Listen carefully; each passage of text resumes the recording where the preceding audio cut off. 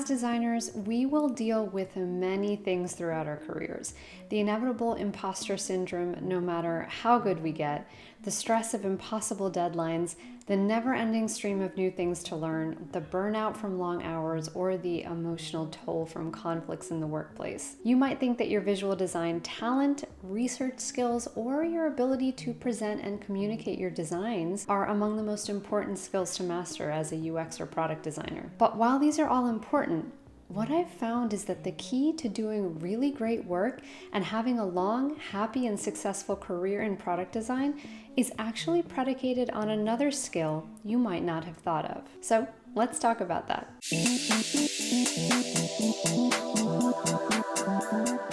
Hi everyone, I'm Elizabeth from DesignerUp, helping you become a more skillful and mindful designer. Whether it's regarding the experiences we're crafting for our users or the ones we're facing ourselves, the real challenge in our work is in how we observe, think through, and react to problems, and how we show up to solve them. And for that, we require a healthy degree of what is known as psychological flexibility. Psychological flexibility refers to our ability to bend our mind, so to speak. It's the ability to become aware of, be present in the moment, and react to and adjust our thinking and behavior based on long-term values rather than short-term goals, such as our ever-changing landscape of thoughts, emotions, and impulses. A short-term goal, for example, might be to get a promotion, while a long-term value might be to continuously improve our craft. Thinking and reacting in terms of long-term values takes us from a place of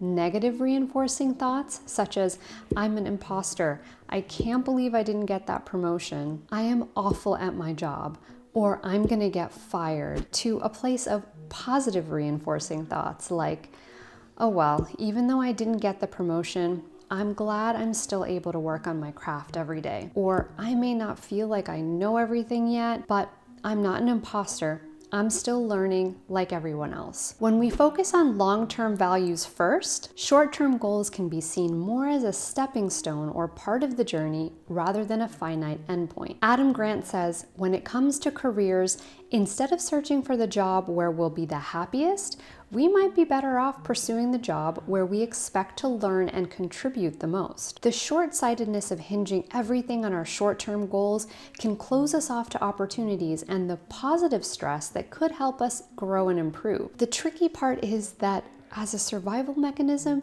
human thought and emotion is usually skewed towards negative bias. When we are psychologically inflexible, one bad thought can quickly domino effect into many others. And without proper training, we can find ourselves easily spiraling out of control. Take, for example, a day when you're feeling particularly down on yourself. Maybe it starts the night before because your noisy neighbor kept you up all night.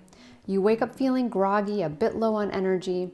You don't have time to find an outfit that you really feel good in, and so you hustle off to work not feeling your most vibrant and confident self. You get to work late and your manager makes a comment. You start to feel even worse, maybe associating the comment with your performance, feeling upset by their tone, maybe experiencing that pesky old imposter syndrome. Your thoughts whisper things like, I am terrible at my job, I'm ugly, I hate my neighbor, my manager is a jerk. Later that day, you are conducting user interviews, but you're distracted by your thoughts and feelings, and you might not be fully present with your participant. This is no good for your mental health as a designer, or for the data that you'll collect from your users that will then become part of your designs that will influence many others. So how can we achieve a higher degree of psychological flexibility when our mind and our thoughts are default to self-sabotage? Luckily, there's a very simple way to teach our minds to bend. Mindfulness is a very powerful skill that helps us become more psychologically flexible by training ourselves to be fully present to the fleeting nature of what we're thinking and feeling. And it helps to remind us of our deeper values and connections so that we can use those as guiding principles whenever difficult emotions, thoughts, or circumstances arise. Like reps for our mind, each time we come back to the breath and to the present moment, we build up greater psychological flexibility. Professor Stephen Hayes, the co-developer of Acceptance and Commitment Therapy, or ACT, defines psychological flexibility as the ability to make contact with experience in the present moment fully and without self-defense. Mindful exercises like the ones that I practice with my product design students are extremely useful to help us become less rigid and not let our thoughts and emotions run away with us. This kind of mindful observation helps us adopt a more growth-based mindset that is in alignment with our values. According to Carol Dweck and her team at Stanford University, people essentially adhere to one of two mindsets, a growth or a fixed mindset. A fixed mindset is based on the belief that our core personality traits, talents, and intelligence are immutably ingrained. Those with a fixed mindset tend to think that we're each born with a certain level of intelligence and skills that can't be much improved or altered. They usually see failure as confirming this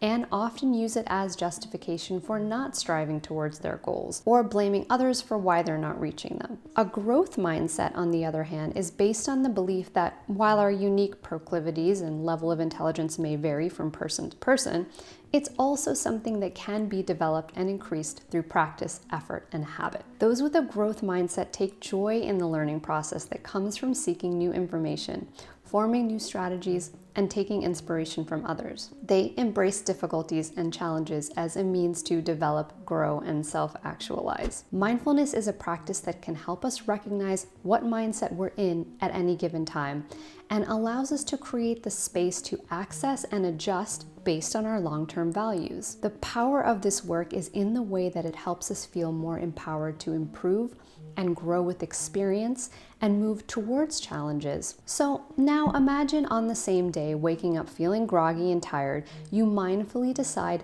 to slow down and observe your thoughts instead. Noticing that you're a little bit more tired than usual, you opt to spend less time scrolling through your phone so that you can have a few extra minutes to pick out a nice outfit. And even if you think to yourself, okay, it's not the best, but it's not too bad either, at least my hair looks great, you get to work and notice that when irritation arises in the moment after your manager makes a comment, your mind starts to spiral. But by observing it, instead of buying into your initial thoughts and believing them to be true, you remind yourself of your values and you think to yourself, well, I've only been late 2 other times this year. That's not bad.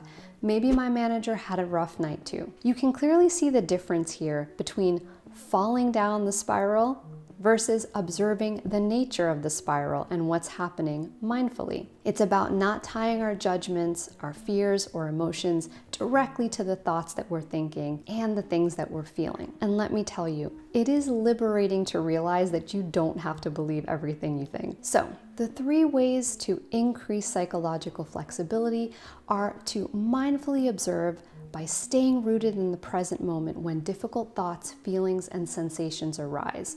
Don't avoid them or judge them, just witness them and be open and be kind. 2 is to take a step back, take a broader, more holistic view of the situation and all of the possibilities within it. 3, remember your values. Remind yourself of your highest values, then make decisions and act accordingly based on those. Using mindfulness to help yourself develop greater psychological flexibility and shift out of your fixed mindset into a more growth mindset when you find yourself there is really one of the most powerful UX skills and skills in general as a human that we can develop to help us do better work and take care of ourselves and each other better. Thanks so much for watching and listening, and I'll talk to you all in the next one.